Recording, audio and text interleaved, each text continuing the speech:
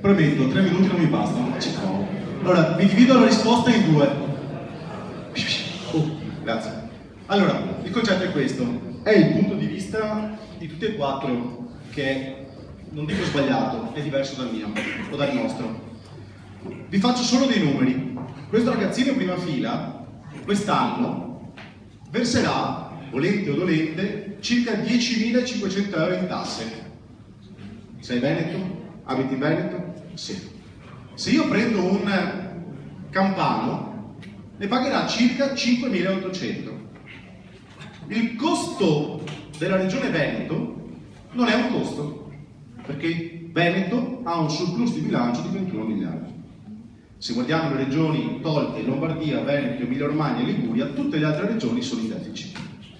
Allora, se noi partiamo da questo assunto e vi aggiungo a questo assunto un'elaborazione non mia, ma di Finch, che è una delle società di valutazione del credito e del debito più importanti al mondo, dicono che se il Veneto fosse indipendente, noi saremmo uno Stato principe tra gli Stati.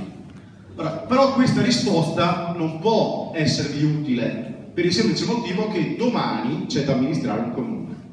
Quindi partiamo da questo presupposto. Finché le regole del gioco sono queste, vi dovete attaccare al tram e quello che c'è c'è. E quello che eventualmente qualcuno di noi, aiutato dalle nostre squadre, sarà in grado di portare a casa sarà grasso che cola. In realtà non è neanche grasso che cola, perché i soldi che noi possiamo chiedere alla regione o i soldi che noi possiamo chiedere all'Europa non sono soldi dell'Europa, non sono soldi della regione, non sono soldi dello Stato, ma sono i soldi nostri. Ricordatevelo che quando tornano indietro sono i soldi che voi avete pagato. Quindi facciamo così, bisogna andare nel concreto. Il concreto purtroppo è che bisogna fare i conti con le regole di questo gioco, finché tutti voi non sarete d'accordo nel cambiare le regole del gioco, e per cambiarle bisogna essere radicali.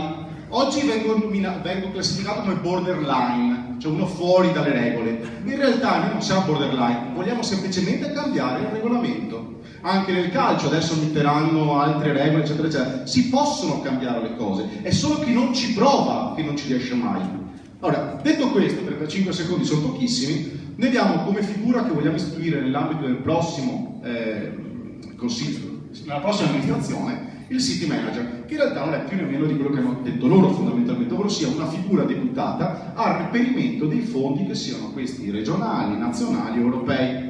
Questa persona, dal nostro punto di vista, dovrebbe essere una persona fuori dallo schema dell'amministrazione, e si può fare, ve lo dico velocissimo, dammi 20 secondi in più per favore. Ora, a livello...